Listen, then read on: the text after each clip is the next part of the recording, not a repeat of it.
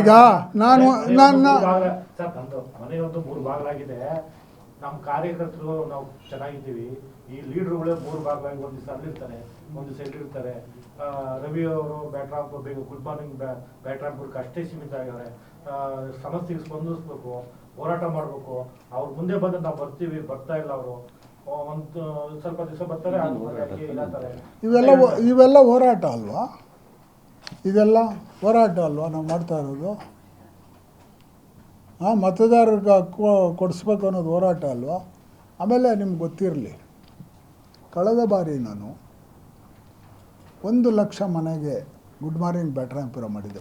ಮನೆ face to face ಮಾತಾಡಿದ್ದೆ. Local ಪ್ರಾಬ್ಲಮ್ಗಳನ್ನ ಎತ್ಕೊಂಡು ಕೆಲಸ ಮಾಡಿದ್ದೆ.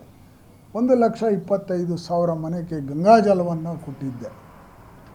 ನಾನು ಕೊಟ್ಟು ನನ್ನ ಟಿಕೆಟ್ ತಪ್ಪೋದ್ರೆ ನಾನು ತಮ್ಮೇಶ್ ಗೌಡ್ರಿಗೆ ನಾನು ಕೆಲಸ ಮಾಡಲಿಲ್ವಾ? ಪಕ್ಷ ತಾಯಿಗೆ ಸಮಾನ. ತಾಯಿಗೆ ನಾನು ಯಾವತ್ತೂ ದ್ರೋಹ ಬಗೆಯಲ್ಲ. ನಮ್ಮ ಪಕ್ಷದಲ್ಲಿ ಅದೊಂದಿದೆ. ಗೊಂದಲ ಇರ್ಬೋದು, ಫೈಟ್ ಮಾಡ್ಬೋದು ಒಬ್ಬರ ಬಗ್ಗೆ ಒಬ್ಬರು, ಆದರೆ ಚುನಾವಣೆ ಬಂದರೆ ನಾವೆಲ್ಲ ಪ್ರಾಮಾಣಿಕವಾಗಿ, ಇಲ್ಲಾಂದರೆ 1,20,000 ಓಟ್ ಬಂದುಬಿಡೋದ. 38,000 ಹೊಸ ವೋಟರ್ಸನ್ನ ನಾನು ಸೇರಿಸಿದ್ದೆ. 27,000 ಆಯುಷ್ಮಾನ್ ಭಾರತ್ ಕಾರ್ಡ್ ಮಾಡಿಸಿದ್ದೆ. ಚಾಮುಂಡಿ ಬೆಟ್ಟಕ್ಕೆ ಪ್ರತಿ ವಾರ್ಡಿಂದ 200 ಜನನ ಕರ್ಕೊಂಡೋಗಿದ್ದೆ.